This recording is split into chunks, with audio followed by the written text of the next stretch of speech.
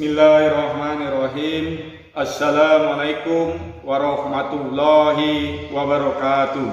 Waalaikumsalam warahmatullahi wabarakatuh.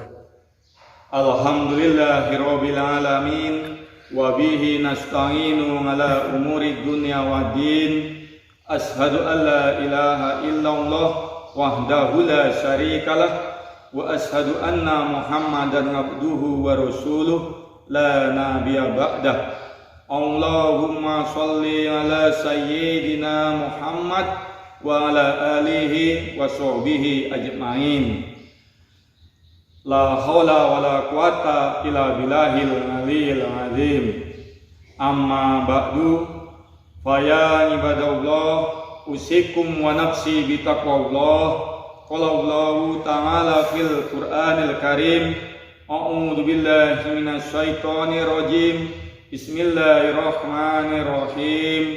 Qul huwallahu ahad, Allahus samad, lam yalid wa lam yulad wa lam yakul lahu kufuwan ahad. Shadaqallahul azim. Yang saya hormati seluruh jamaah, pada kesempatan kali ini marilah kita bersama-sama senantiasa mengucapkan rasa syukur kita kepada Allah Subhanahu wa Ta'ala, Tuhan yang Maha Kuasa, karena atas limpahan rahmatnya, alhamdulillah kita pada kesempatan kali ini bersama-sama masih bisa menjalankan rutinitas kita sehari-hari. Ini tentu atas izin dan atas pertolongan dari Allah Subhanahu wa Ta'ala. Selanjutnya, sholawat beserta salam semoga oleh Allah tetap dilimpah curahkan kepada junjungan kita, Nabi akhir zaman. Karena setelah Nabi ini maka tidak ada lagi nabi sesudahnya, yaitu dialah Nabi Muhammad Sallallahu Alaihi Wasallam. Baiklah, pada kesempatan kali ini kita pengkajian sama-sama akan membahas tentang makna la ilaha illallah. Tapi sebelumnya saya mohon maaf jika nanti dalam penjelasan saya ini ada yang kurang pas atau kurang memenuhi kriteria, memenuhi kepasahan. Saya mohon untuk dikoreksi dan untuk bersama-sama kita benarkan. Baiklah, di sini saya akan berbagi pengetahuan saya tentang makna la ilaha illallah.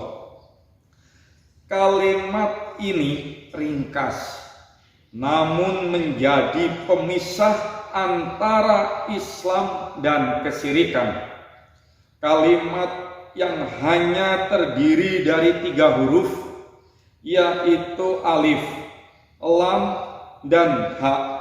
Saya ulangi lagi, kalimat la ilaha illallah hanya terdiri dari 3 huruf, yaitu alif, lam, dan ha, namun mengubah suasana dunia. Nah, jadi dari kalimat la ilaha illallah ini sungguh dahsyat, sungguh luar biasa, dan sungguh sangat mengagumkan, sangat besar maknanya, karena mampu mengubah suasana dunia, bahkan pemisah antara Islam dan kesyirikan. Bahkan ada satu riwayat, barang siapa yang sebelum meninggal dunia lalu mengucapkan kalimat la ilaha illallah, maka orang tersebut akan mendapat balasan surga. Dari Utsman bin Affan radhiyallahu anhu, Nabi sallallahu alaihi wasallam bersabda, Bismillahirrahmanirrahim, man mata wa huwa i'lamu annahu la ilaha illallah dakhalal jannah. Saya ulangi, man mata wa huwa ya'lamu annahu la ilaha illallah dakhalal jannah, yang artinya barang siapa yang meninggal dalam keadaan mengetahui bahwa sesungguhnya tiada sembahan yang berhak disembah kecuali Allah, maka akan masuk surga. Hadis riwayat Muslim 145. Mari kita simak penjelasan singkat makna kalimat tauhid yang mulia ini, atau kalimat la ilaha illallah ini. La ilaha illallah tersusun dari 3 huruf, yaitu alif, lam, dan ha, dan terdiri dari 4 kata, yaitu la ilaha, ilah, dan Allah. Saya ulangi sekali lagi, bahwa kalimat la ilaha illallah tersusun dari 3 huruf. Yang pertama huruf alif, yang kedua huruf lam, yang ketiga huruf ha, dan terdiri dari 4 kata. Yang pertama kata la, yang kedua kata ilaha, yang ketiga kata ilah, dan yang keempat yaitu kata Allah. Mari kita uraikan satu persatu dari keempat kata tersebut, yaitu kata la, kata ilaha, kata ilah, dan kata Allah. Yang pertama kita uraikan kata la. Disebut la nafiyah lil jins. Huruf lam yang berfungsi meniadakan keberadaan semua jenis kata benda setelahnya. Saya ulangi, disebut la nafiyah lil jins. Huruf lam yang berfungsi meniadakan keberadaan semua jenis kata benda setelahnya. Misalnya kata la raiba fih yang bermakna tidak ada keraguan apapun bentuknya di dalamnya. Ya. Saya ulangi lagi, misalkan kata la raiba fih, tidak ada keraguan apapun bentuknya di dalamnya, yang artinya meniadakan semua jenis keraguan dalam Al-Quran. Sehingga la dalam kalimat tauhid bermakna meniadakan semua jenis ilah atau jenis Allah dengan bentuk apapun dan siapapun dia.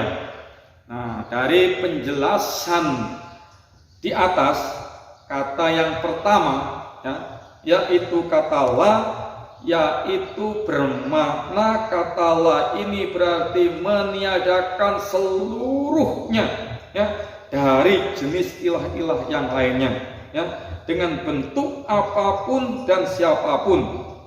Saya ulangi, kata la dalam kalimat tauhid la ilaha illallah Yang pertama la bermakna meniadakan atau mengesampingkan atau menghilangkan keseluruhannya. Meniadakan itu menghilangkan keseluruhannya. Semua jenis ilah atau jenis Allah, jenis Tuhan yang lain, ilah itu Tuhan ya, dengan bentuk apapun dan siapapun dia. Itu penjelasan dari kata la. Selanjutnya yang kedua yaitu kata ilah. Kalimat la ilaha illallah yang pertama kalimat la, yang kedua adalah kalimat ilah. Mari kita uraikan kalimat ilah. Kata ilah ini merupakan bentuk masdar. Masdar itu kata dasar, turunan dari kata aliha, ya'lahu, yang artinya beribadah. Saya ulangi, kata ilah merupakan bentuk masdar. Masdar itu adalah kata dasar ya, kata pokoknya, turunan dari kata aliha, ya'lahu, yang artinya beribadah. Sementara kata ilahun merupakan isim masdar yang bermakna maf'ul atau objek, sehingga artinya sesembahan atau sesuatu yang menjadi sasaran ibadah. Saya ulangi lagi, kata ilahun merupakan isim masdar yang bermakna maf'ul atau objek, sehingga artinya sesembahan atau sesuatu yang menjadi sasaran ibadah. Jika kita gabungkan dengan kata la menjadi la ilaha. Saya ulangi lagi, jika kita gabung dengan kata la yang di pertama tadi, maka akan menjadi la ilaha, yang artinya tidak ada sesembahan atau tidak ada sesuatu yang menjadi sasaran ibadah apapun bentuknya. Nah, ini adalah penjelasan dari kata ilah. Kata ilah ini kata yang kedua dari kalimat la ilaha illallah. Baiklah, kita lanjutkan untuk kata yang kedua. Kita lanjutkan kata yang ketiga dari kalimat la ilaha illallah. Yang ketiga yaitu kata ilah. Saya ulangi lagi, yang ketiga adalah kata ilah. Ilah artinya kecuali. Saya ulangi lagi, ilah artinya kecuali. Disebut dengan huruf istisna. Saya ulangi, disebut dengan huruf istisna atau pengecualian yang bertugas untuk mengeluarkan kata yang terletak setelah ilah dari hukum yang telah dinafikan oleh la. Jadi makna dari kata ilah yaitu kecuali.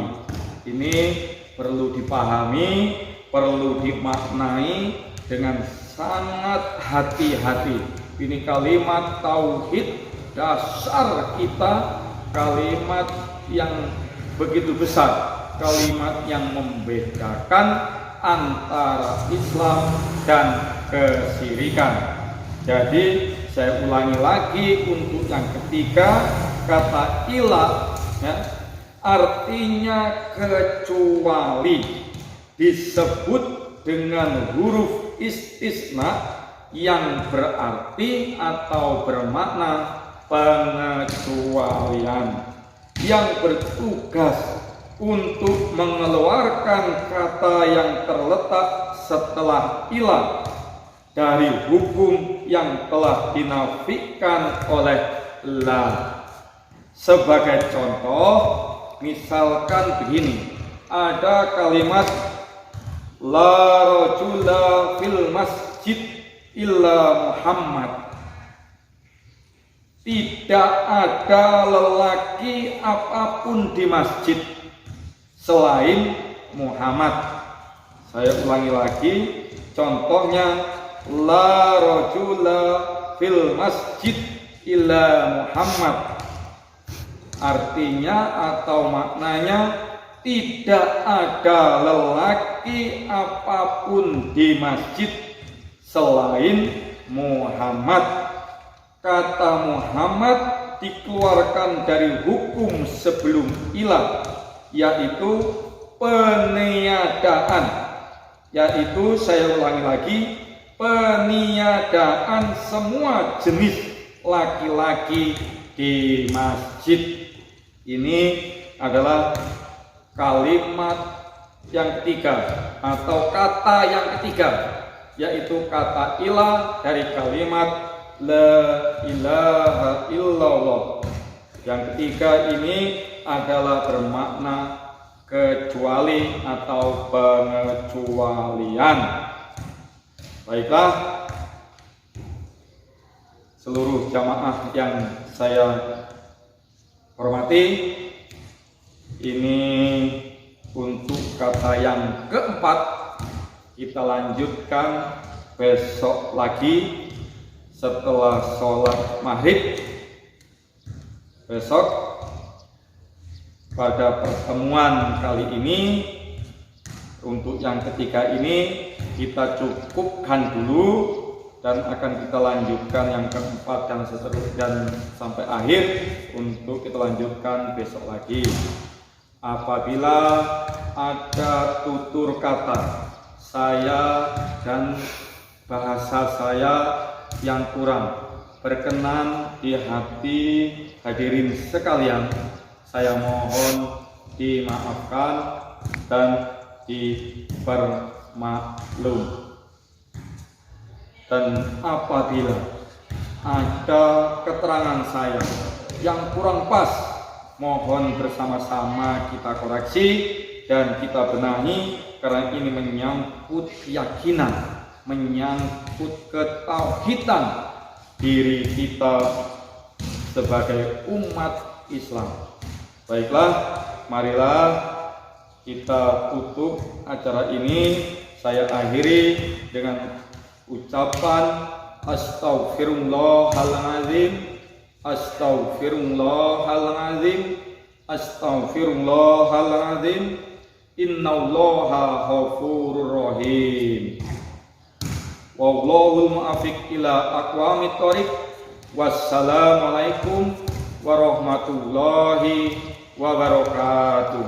Waalaikumsalam warahmatullahi wabarakatuh.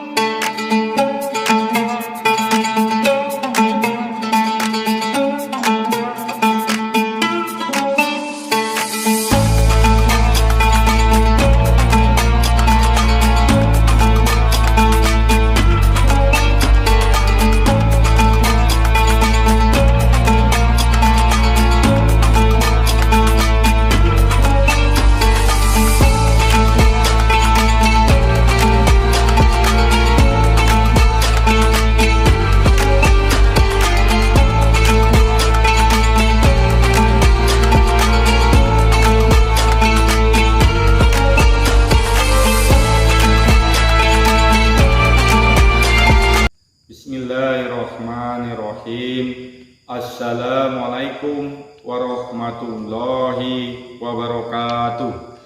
Waalaikumsalam warahmatullahi wabarakatuh.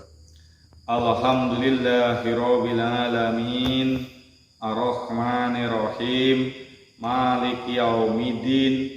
Wa bihi nasta'inu ala umurid dunya waddin. Asyhadu an la ilaha illallah wahdahu la syarikalah wa asyhadu anna Muhammadan abduhu wa rasuluh la nabiyya ba'dah. Allahumma sholli ala sayyidina Muhammad wa ala alihi wa sahbihi ajma'in. La haula wa la quwata illa billahil aliyyil azim. Amma ba'du, faya ibadallah, usikum wa nafsi bitaqwallah. Qala Allah ta'ala fil Qur'anil Karim, a'udzu billahi minasy syaithanir rajim. Bismillahirrahmanirrahim. Ya ayyuhalladzina amanu taqullaha haqqa tuqatih wa la tamutunna illa wa antum muslimun. Shadaqallahul azim. Yang saya hormati seluruh jamaah dan hadirin sekalian, pertama-tama marilah kita mengucapkan syukur kita kembali kepada Allah Subhanahu wa taala atas limpahan rahmat karunia-Nya, sehingga alhamdulillah kita pada kesempatan kali ini masih bisa menjalankan sholat maghrib secara berjamaah. Ini tentu atas nikmat, atas segala pertolongan, segala inayah dan juga karunia dari Allah Subhanahu wa taala.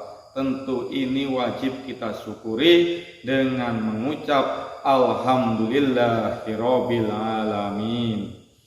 Keduanya, sholawat beserta salam semoga oleh Allah tetap dilimpah curahkan kepada junjungan kita, Nabi besar kita, Nabi akhir zaman kita, Nabi penutupnya para Nabi, karena tidak ada lagi Nabi sesudahnya, yaitu Nabi besar kita, Nabi Muhammad Sallallahu Alaihi Wasallam.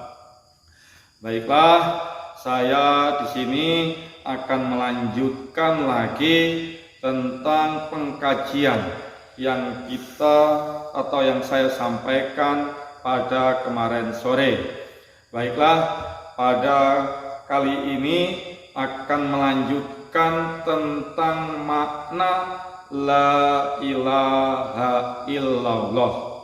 Kemarin sore kita sudah sampai pada kalimat la ilaha illallah pada kata yang ketiga. Nah, sekarang kita lanjutkan pada kalimat yang keempat. Nah, kalau kemarin sudah sampai kalimat yang ketiga, sekarang kalimat yang keempat.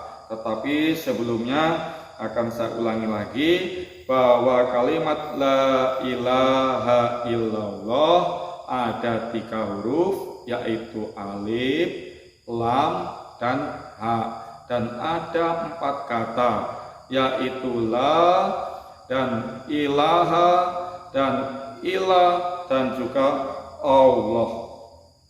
Baiklah, sekarang adalah yang keempat. Yang keempat adalah kata Allah. Kata Allah yang bermakna dialah Sang Tuhan, dikenal dengan makhluk melalui fitrah mereka, karena Dia pencipta mereka. Jadi saya ulangi lagi, kata Allah yaitu dialah Sang Tuhan, dikenal oleh makhluk karena fitrah mereka, karena Dia pencipta mereka. Sebagian ahli bahasa mengatakan makna Allah berasal dari kata al-ilah yang hamzahnya dihilangkan untuk mempermudah membacanya. Lalu huruf lam yang pertama diidhamkan pada lam yang kedua sehingga menjadi satu lam yang ditasdid. Lalu lam yang kedua dibaca tebal sehingga dibaca Allah. Demikian pendapat ahli bahasa Sibawayh. Jadi di sini saya ulangi lagi, kata Allah itu adalah dialah sang Tuhan, dialah ilah, dialah hanya Allah yang dikenal makhluk melalui fitrah kita, melalui fitrah sebagai manusia, makhluk sebagai manusia ini fitrahnya, karena dia mencipta mereka, mencipta manusia, mencipta seluruh alam semesta ini. Nah, saya ulangi lagi bahwa sebagian ahli bahasa mengatakan nama Allah berasal dari kata al-ilah. Hamzahnya dihilangkan untuk mempermudah membacanya. Lalu huruf lam yang pertama diidhamkan pada lam yang kedua sehingga menjadi satu lam yang ditasdid.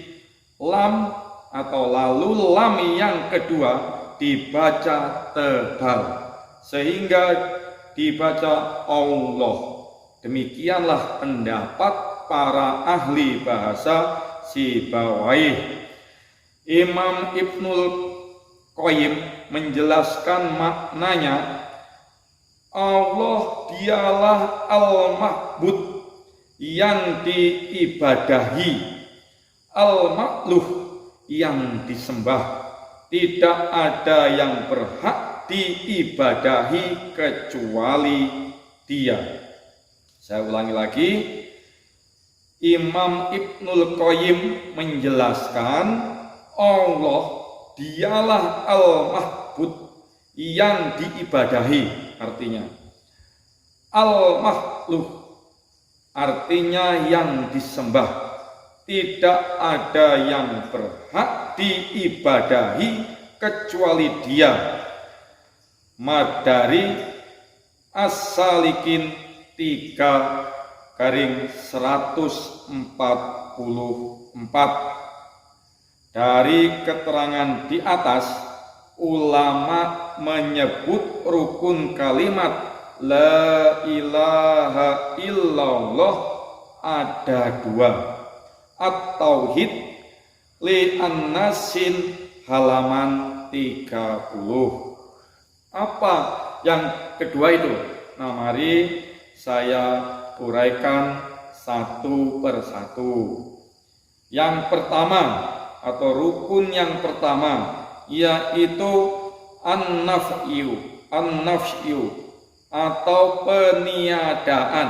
Saya ulangi, rukun yang pertama an-naf'yu atau peniadaan. Rukun ini diwakili kalimat la ilaha. Saya ulangi, rukun ini diwakili kalimat la ilaha.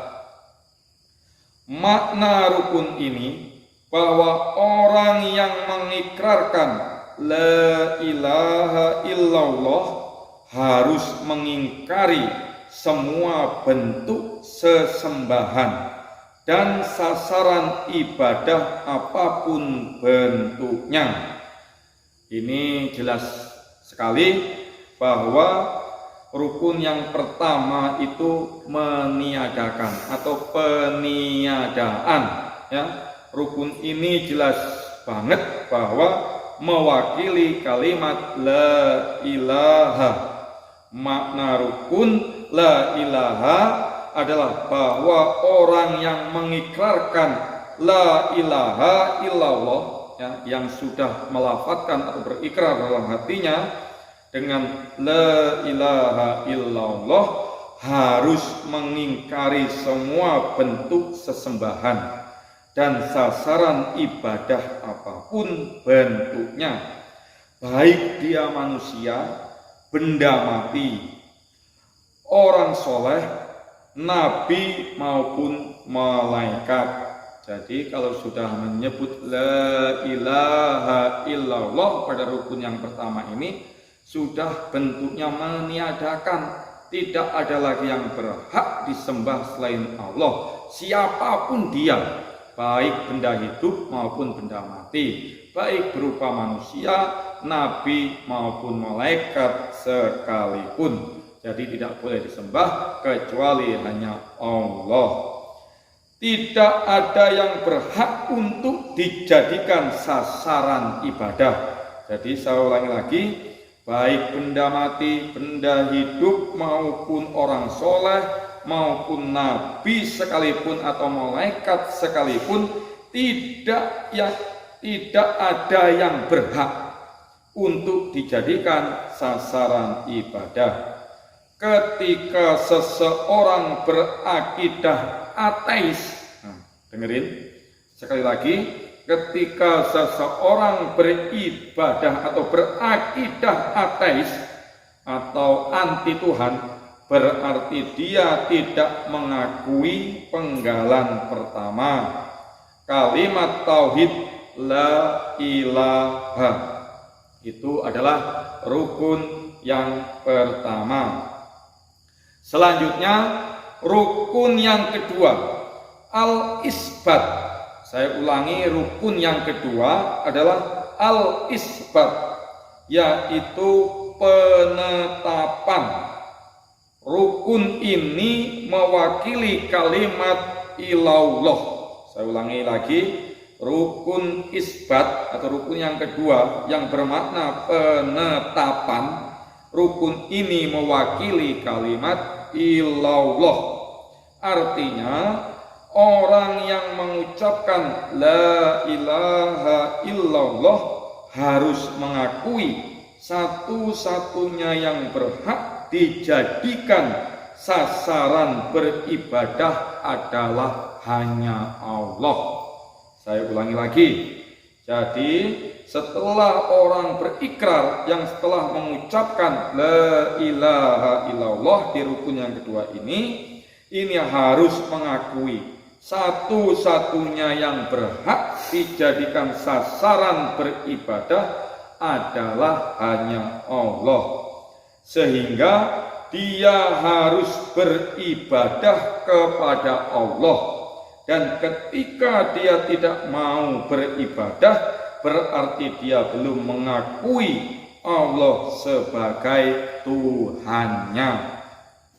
Dua rukun di atas inilah yang Allah tegaskan dalam Al-Quran surat Al-Baqarah ayat 256, yang artinya siapa yang ikrar terhadap tauhid dan beriman kepada Allah, berarti dia berpegang dengan tali yang kuat.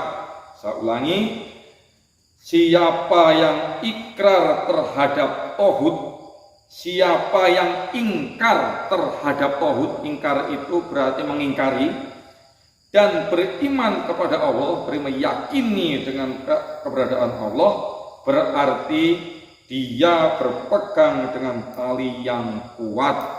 Quran surat Al-Baqarah ayat 256.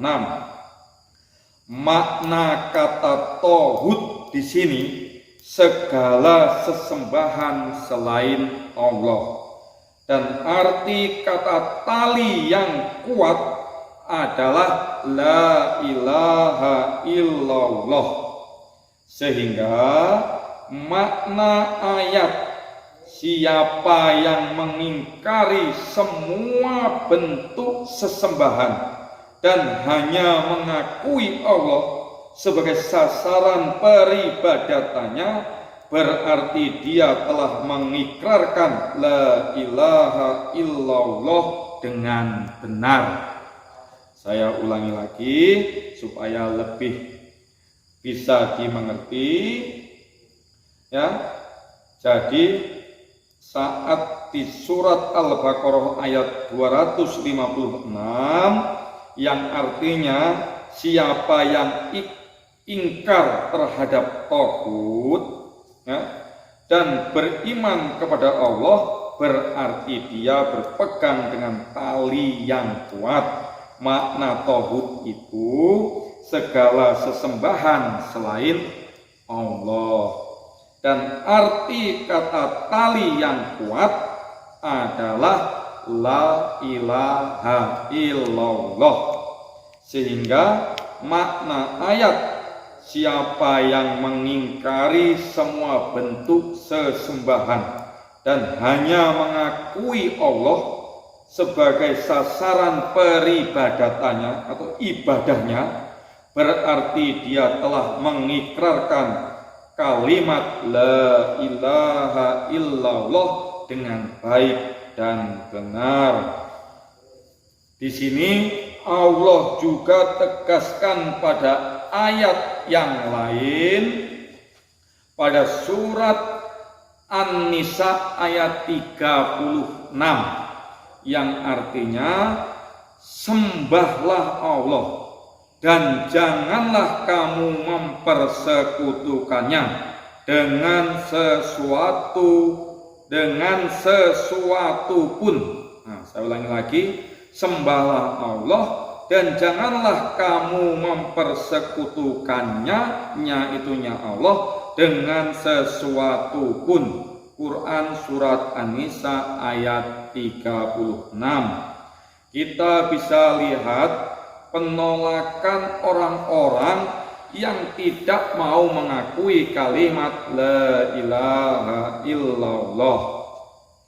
Sesungguhnya mereka apabila dikatakan kepada mereka la ilaha illallah, maka mereka menyombongkan diri dan mereka berkata, apakah kami harus meninggalkan sesembahan kami hanya karena seorang penyair gila?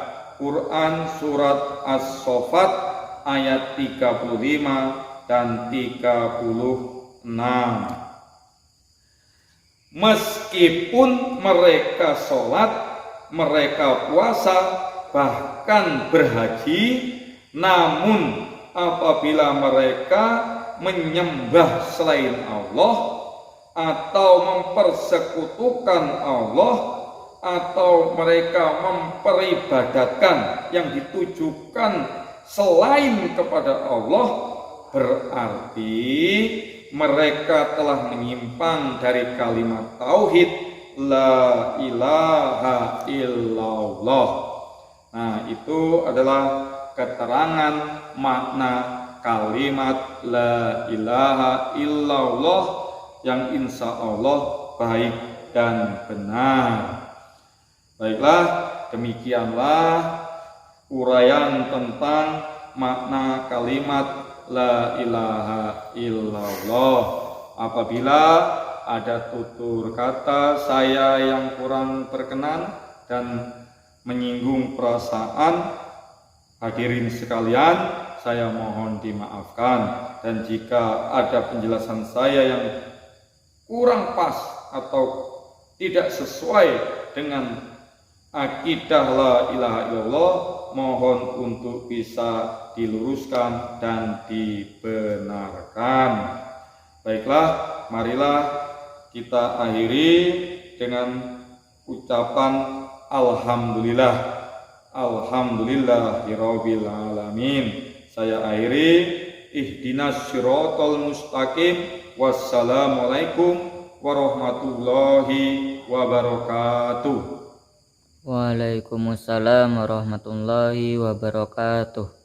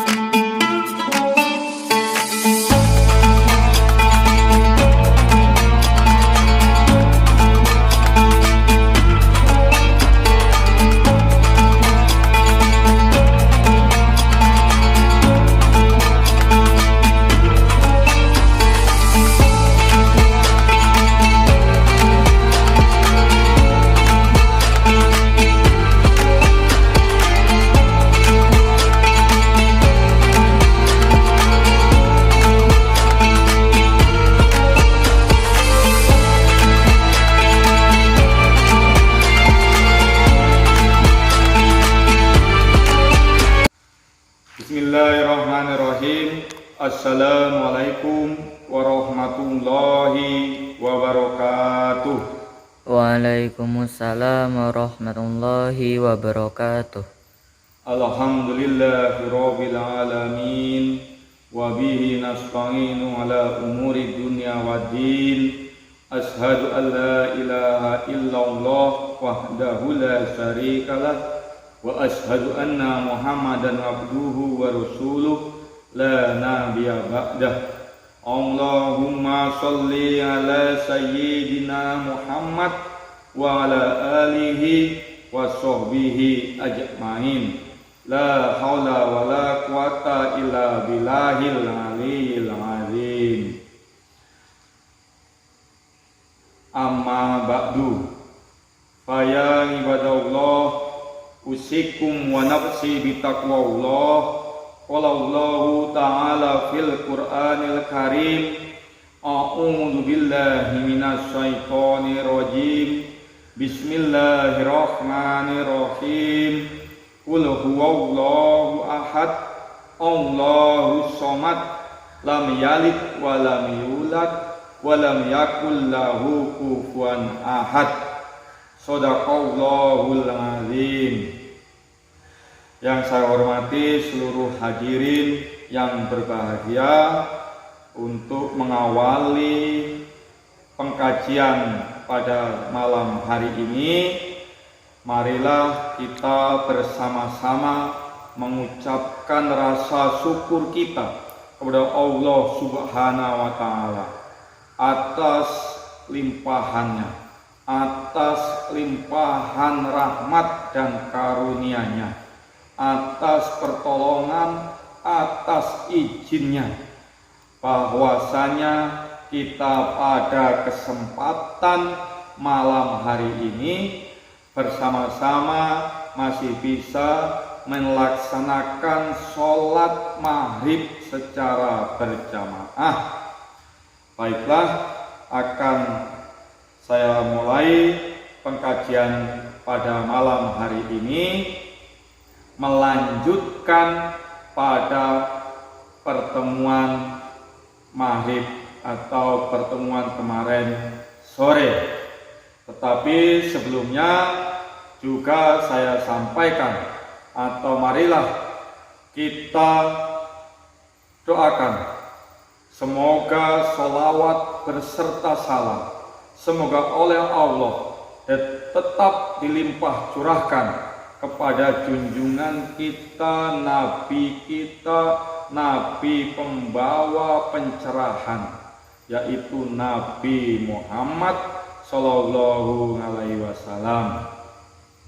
Hadirin yang berbahagia, pada kesempatan kali ini atau pengkajian pada malam hari ini akan melanjutkan pertemuan sebelumnya, yaitu masih tentang penekanan tentang makna la ilaha illallah.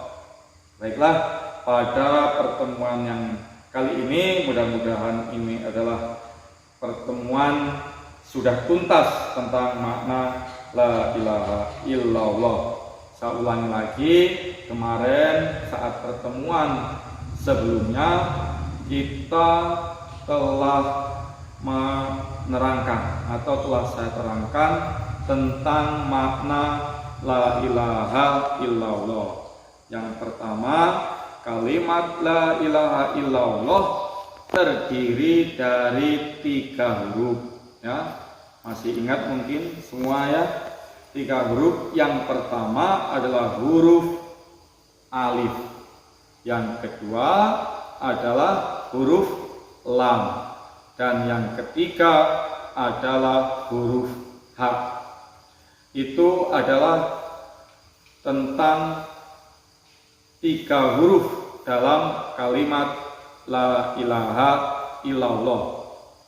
Sedangkan kalimat la ilaha illallah terdiri dari 4 kata. Nah, hanya sekedar mengingatkan kembali apa, yaitu kata yang pertama adalah kata lam. Kata yang kedua adalah kata ilah atau ilaha. Sedangkan kata yang ketiga adalah kata ilah. Sedangkan kata yang keempat adalah kata Allah. Itu sudah kita uraikan atau telah saya jabarkan pada pertemuan pertama dan pertemuan yang kedua. Ini untuk pertemuan yang ketiga hanya sekedar menegaskan bahwa kalimat la ilaha illallah ini oleh para ahli bahasa ini meluruskan atau menegaskan bahwa la nafiyah lil jin pada kalimat la ilaha illallah butuh khobar atau butuh predikat. Pada kalimat la ilaha, kata ilah sebagai isim la, sementara khobar la predikatnya mahsuf, tidak dimunculkan, yang jika dinyatakan berwujud kata hakun. Sehingga jika kita baca lengkap menjadi la ilaha hakun illallah, yang artinya tiada Tuhan yang berhak disembah kecuali hanya Allah. At-Tanbihat Al-Muhtasharah Ibrahim Al-Quraisy. Jadi saya ulangi lagi, ini penegasan dari kalimat la ilaha illallah. Para ahli bahasa menegaskan atau meluruskan dengan selurus-lurusnya, menegaskan dengan setegas-tegasnya bahwa la nafiyah lil jins pada kalimat la ilaha illallah ini butuh khobar atau butuh predikat. Pada kalimat la ilaha, kata ilah sebagai isim la, sementara khobar la predikatnya mahdzuf, tidak dimunculkan, yang jika dinyatakan berwujud kata hakun. Sehingga jika kita baca lengkap menjadi la ilaha hakun illallah, yang artinya tiada Tuhan yang berhak disembah kecuali Allah. At-Tanbihat Al-Muhtasharah Ibrahim Al-Quraisy. Ini adalah penjelasan dari para ahli bahasa. Sehingga yang demikian, ini makna dari seperti yang diajarkan dalam bahasa tadi itu, ya, makna jika di dalam Al-Quran. Nah ini pada Al-Quran surat Al-Hajj ayat 62, ya, ini dialah Tuhan, ya, yang hak dan sesungguhnya apa saja yang mereka seru selain dari Allah, itulah yang batil. Jadi saya ulangi, yang demikian itu adalah karena sesungguhnya Allah. Jadi kalimat la ilaha yang dijelaskan oleh para ahli bahasa tadi yang di atas, yang demikian di atas itu adalah karena sesungguhnya Allah dialah Tuhan yang hak dan sesungguhnya apa saja yang mereka seru selain dari Allah, itulah yang batil. Quran surat Al-Hajj ayat 62. Wallahu a'lam. Demikianlah penjelasan tentang makna kalimat la ilaha illallah dari beberapa sumber dan juga dari beberapa ahli bahasa. Baik ya, atau baiklah, sebelum kita tutup pada pengkajian kali ini tentang pengkajian kalimat la ilaha illallah ini, saya mengajak kepada kita semua, termasuk diri saya sendiri, marilah kita renungi dan teladani apa yang diajarkan oleh seseorang yang soleh, ahli hikmah, bernama Luqman kepada anaknya, yang diabadikan oleh Allah dalam firman-Nya dalam Al-Quran surat Al-Luqman ayat ke-13. Akan saya baca. A'udzu billahi minasyaitonir rajim. Bismillahirrahmanirrahim. Wa idh qala Luqmanu libnihi wa huwa ya'idhuhu ya bunayya la tusyrik billah inna syirka la zulmun azim.